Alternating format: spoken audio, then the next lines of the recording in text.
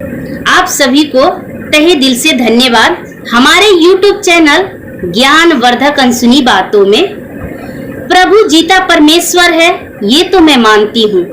जो लोग प्रभु को नहीं जानते उनसे मैं ये कहना चाहती हूँ कि जब आप जीवन में अधिक दुखी हो, जब आपका साथ देने वाला कोई ना हो, आप एकदम टूट चुके हैं, तो एक बार, सिर्फ एक बार आप मेरे प्रभु को याद कीजिएगा।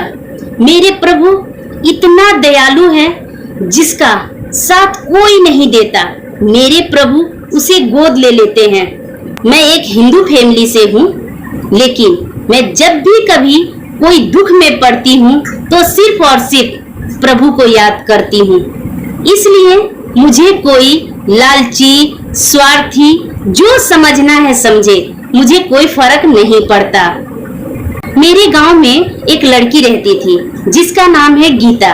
गीता उसका ओरिजिनल नाम नहीं है, मैंने इस वीडियो में सिर्फ यूज किया है क्योंकि गीता ने मुझे मना किया कि उसका ओरिजिनल नाम न डालूं, और जो भी मैं इस वीडियो में नाम पुकारूंगी सब नाम डुप्लीकेट है। लेकिन ये कहानी बिल्कुल सच्ची है और गीता ने ही मुझे प्रेरित किया इस वीडियो को डालने के लिए। तो चलिए हम कहानी शुरू करते हैं। गीता एक लड़के से बहुत प्यार करती थी, लेकिन वो राजपूत घराने से थी और वो जिस लड़के को प्यार करती थी वह यादव था, यानी अहिर। और आप लोग को पता ही होगा कि गांव में प्यार वार को कोई पसंद नहीं करता, इसलिए गीता के पापा भैया उसे बहुत मारते थे और उसे उस लड़के को भूल जाने के लिए कहते थे। लेकिन गीता चाहकर भी अपने प्यार को नहीं भुला पा रही थी। एक दिन अचानक मैं उसके घर गई और मैंने देखा कि गीता का मुंह पूरा सूजा हुआ है। मैंने गीता से पूछा, गीता क्या हुआ तेरे साथ, तेरा मुंह इतना क्यों सूजा हुआ है? वो पहले केवाड़ी बंद कर दी अपना और रोने लगी मुझे पकड़ के। मुझे कुछ समझ में नहीं आया ये इतना क्यों रो रही है। फिर गीता ने मुझसे कहा, सीमा दीदी आप मुझसे प्रॉमिस करो कि मैं ये बात बताऊंगी, आप किसी को नहीं बोलोगी। मैंने बोला देख भरोसा है तो बता, नहीं तो छोड़ दे। उसने कहा, सीमा दीदी मैं जानती हूँ आप ये सब इधर उधर की बातें नहीं करती, इसलिए मैं आपको बता रही हूँ। उसने मुझे बताया कि वो विनोद नाम के एक लड़का से बहुत प्यार करती है। वह यादव घराने से है, इसलिए उसके मम्मी पापा को बिल्कुल ये रिश्ता पसंद नहीं है। वो लोग किसी भी हाल में उस लड़का से मेरी शादी करना नहीं चाहते, और जब कभी भी वो लड़का फोन आ जाता है या उसकी कोई चिट्ठी खबर कुछ भी इन लोगों को सुनाई पड़ जाता है तो ये लोग मुझे मारने लगते हैं। कल मेरे भैया लोगों ने मुझे मारा है, इसीलिए मेरा मुंह इतना सूजा हुआ है। मैंने जब देखा उसकी हालत, मुझे उस पर बहुत तरस आई, लेकिन मैं कर भी क्या सकती थी, मैं भी तो उसी के तरह एक आम इंसान। मैंने उससे कहा, तुम उस लड़के को बहुत प्यार करती हो? उसने कहा हाँ। मैंने बोला, तुम उससे शादी भी करना चाहती हो? उसने बोली हाँ, लेकिन सीमा दीदी हो नहीं सकता। हाँ सीमा दीदी, लेकिन दोनों फैमिली राजी नहीं है और मैं भागकर शादी कभी नहीं करूंगी, क्योंकि मैं अपने माँ बाप की इज्जत मिट्टी में नहीं मिला सकती। भले ही मैं अपनी जान दे दूंगी, लेकिन भागकर शादी नहीं करूंगी। मैंने बोला, एक रास्ता है, तू चाहे तो तेरी शादी हो सकती है। उसने कहा, सीमा दीदी आप मेरे पापा भाई सबको जानती हो, फिर ये बात तुम कैसे कर सकती हो? मैंने बोला, एक ऐसा रास्ता है जो असंभव को भी संभव कर देता है। उसने पूछा, कौन सा ऐसा रास्ता है, तो बताइए। मैंने बोला, तुम प्रभु को जानती हो? वो बोली नहीं। और सच बात ये है कि मेरे गांव में 10 गांव में क्या 20 गांव में भी प्रभु की कोई चर्च वर्च नहीं है और मेरे गांव वाले कोई भी प्रभु को नहीं जानते। मैंने पूछा, तुम प्रभु को जानती हो? उसने कहा नहीं। मैंने अपने मोबाइल में एक प्रभु की फोटो दिखाई और मैंने उससे कहा, देखो ये प्रभु है, यीशु प्रभु है, और इनको जो सच्चे दिल से प्रार्थना करता है उसकी प्रार्थना प्रभु जरूर सुनता है। वो फोटो देखते ही भड़क गई और बोली, सीमा दीदी ये सब मैं सुनना ही नहीं चाहती, क्योंकि मैं पूजा पाठ करके इतना थक चुकी हूँ। मुझे इन सब बातों पे अब कोई भरोसा नहीं है। मैंने उसे बताया, जब इंसान हर रास्ते से थक जाता है, जब उसका साथ कोई नहीं देता, उस वक्त मेरे दयालु प्रभु यीशु मसीह उसका साथ देता है। उसके बाद मैंने उसे अपनी टेस्टमनी सुनाई। मेरी बात सुनकर उसको शायद थोड़ा मेरी बातों पे उसे भरोसा होने लगा और उसने कहा, ठीक है, ये बताइए कि यीशु प्रभु कैसे खुश होते हैं, इन्हें खुश करने के लिए क्या करना पड़ता है। मैंने बोला, ये इतने दयालु प्रभु हैं, इन्हें खुश करने के लिए कुछ नहीं करना पड़ता। तुम्हें सिर्फ अपनी बातें प्रभु को बतानी होगी। जिस तरह तुमने मुझे बताई, बस उसी तरह तुम यीशु प्रभु को अपनी सारी बातें बता दो और इनसे प्रार्थना करो। ये हर असंभव को संभव कर देते हैं। और तुम तो मेरे लकी के साथ क्या हुआ तुम्हें तो पता ही है, तुमने तो सुना ही है। तुम एक बार इन पे भरोसा करके देखो। मैंने उसे बस इतना कह के मैं अपने घर आ गई। उसके बाद पता नहीं उसे प्रभु में भरोसा हुआ नहीं हुआ, मुझे नहीं पता। लेकिन 3 दिन के बाद अचानक से मेरे गांव में बहुत जोरों से हल्ला शुरू हुआ। हमारे गांव के बगल वाले गांव में एक लड़का लड़की प्यार करते हुए पकड़े गए और गांव वाले मिलकर उसे मार देना चाहते थे। लेकिन पता नहीं कैसे किसी ने पुलिस को फोन कर दिया और पुलिस आ गई। जब पुलिस आ गई तो यह मामला और ज्यादा ही बढ़ गया। अब इस बात का फैसला करने के लिए कई गांवों से मुखिया बुलाए गए, विधायक आए और इस बात की अब फैसला होने लगा कि इन लड़के लड़की के साथ क्या होना चाहिए। वहां पर कुछ नेक लोग ने कहा कि इस लड़का लड़की का शादी कर देना चाहिए। उसी फैसले में इस गीता के पिताजी भी मुखिया थे, वो भी पहुंचे हुए थे और पंचायत लोगों के साथ बैठे हुए थे। उन्होंने कहा कि आजकल युग जमाना बहुत बदल गया है, जाति पाति कोई नहीं देखता। जब लड़का लड़की एक दूसरे से प्यार करते हैं तो माँ बाप को हंसी खुशी शादी कर देनी चाहिए। तभी अचानक गीता जिस लड़के से प्यार करती थी, उसका पिता भी वहीं पे था और उसे भी इन सब बातों की अपने बेटा बेटी के बेटा उसका जो इसके गीता से प्यार करता था उस बारे में उसे पता थी।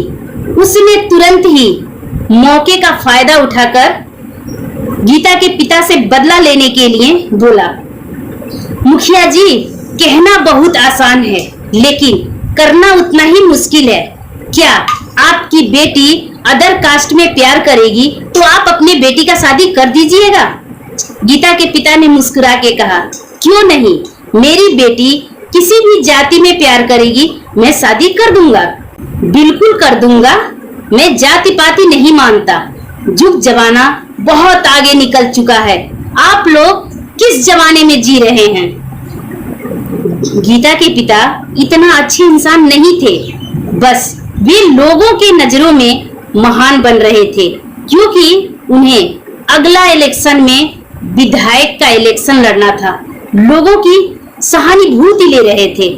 तभी अचानक विनोद के पिता ने कहा, यदि ऐसी बात है तो मेरा बेटा और आपकी बेटी एक दूसरे से प्यार करते हैं तो करा दीजिए शादी उन दोनों की। गीता के पिता के पैर के नीचे से जमीन खसक गई। फिर वे मुस्कुराते हुए बोले, मैं आपके कहने से कैसे मान लूं? यदि यही बात मेरी बेटी कहे तो मैं निश्चित शादी करा दूंगा। विनोद के पिता ने कहा, ठीक है, आप अपने बेटी को बुलाइए। यहीं पर सबके सामने इसका फैसला हो जाता है कि आपकी बेटी मेरे बेटा से प्यार करती है या नहीं।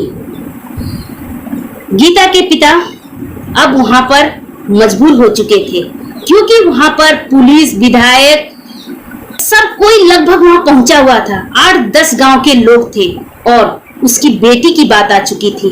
अब उन्हें अपनी बेटी को बुलाना पड़ा।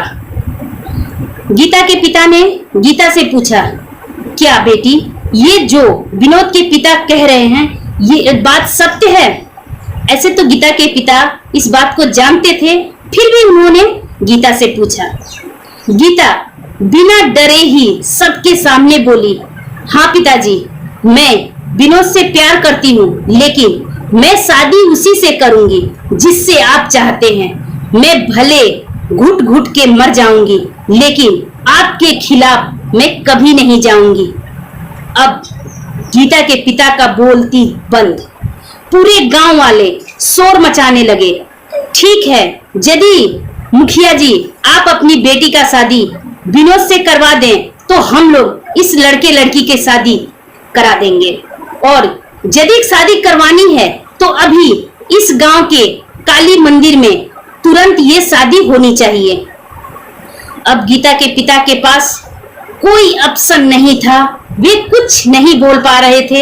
एक तरफ उनका आने वाला इलेक्शन और दूसरी तरफ मतलब अपने बेटी को तो वो दिल से तो नहीं देना चाहते थे, लेकिन उनके सामने ऐसी भयंकर मजबूरी आ गई कि वो बोले, ठीक है, यदि ऐसी बात है तो मैं राजी हूँ और मैं गीता की शादी करने के लिए तैयार हूँ। उन्होंने विनोद से पूछा, क्या विनोद तुम मेरी बेटी से शादी करना चाहते हो? विनोद और गीता और विनोद यही तो चाहते थे, फिर क्या था। चारों की शादी वहीं पर काली मंदिर में कराई गई। 2 दिन के बाद मैं गीता से मिलने उसके घर गई थी। मैंने गीता से पूछा, गीता, जब तुम सब लोगों के सामने ये बोली थी कि तुम विनोद से प्यार करती हो तो तुम्हारे पापा तुमको घर पर लाकर मारे नहीं? गीता ने मुझे कहा, सीमा दीदी, आप कैसे भूल गई प्रभु को? आपने ही तो कहा था कि प्रभु को सच्चे दिल से याद करो तो असंभव भी संभव हो जाता है, और आप मुझसे पूछ रही हो कि मेरे पापा ने मुझे मारा नहीं। जिससे प्रभु प्यार करता है उससे दुनिया में कोई नफरत कर ही नहीं सकता। अचानक से मुझे याद आया, अरे ये तो प्रभु का चमत्कार था। असंभव को संभव कर दिया प्रभु ने। मैंने तहे दिल से प्रभु को धन्यवाद दिया। और कुछ दिनों के बाद गीता की विदाई हो गई और वे अपने ससुराल चल गई।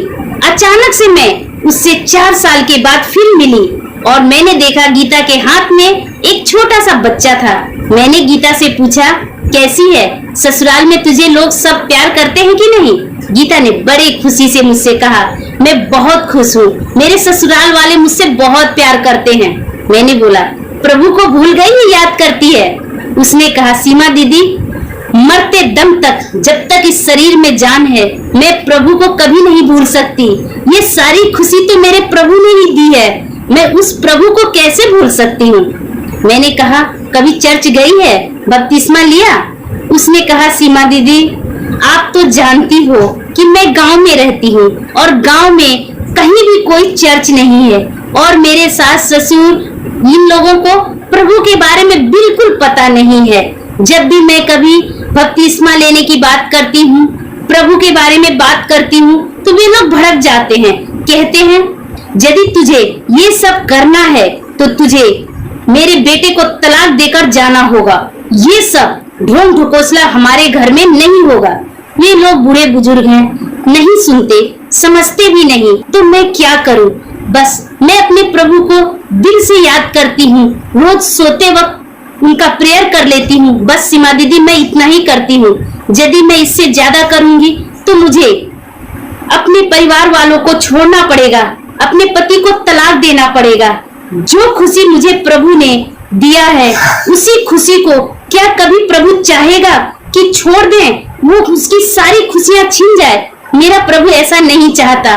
मेरा प्रभु मुझसे खुश है, मैं अपने प्रभु से खुश हूँ। मुझे और किसी चीज की जरूरत नहीं है सीमा दीदी। मुझे उसकी बातें बहुत अच्छी लगी।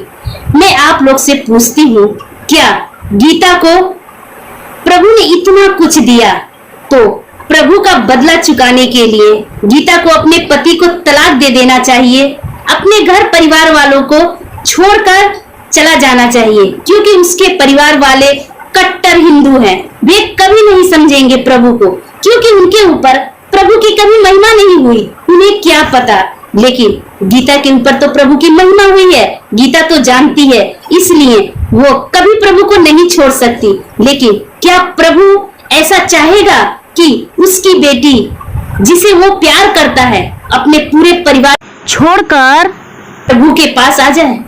आप लोग से मैं जानना चाहती हूँ, आप लोग गीता के जगह खुद को रखकर देखिए, उसके बाद ये फैसला कीजिए कि गीता जैसे लोगों को क्या करना चाहिए।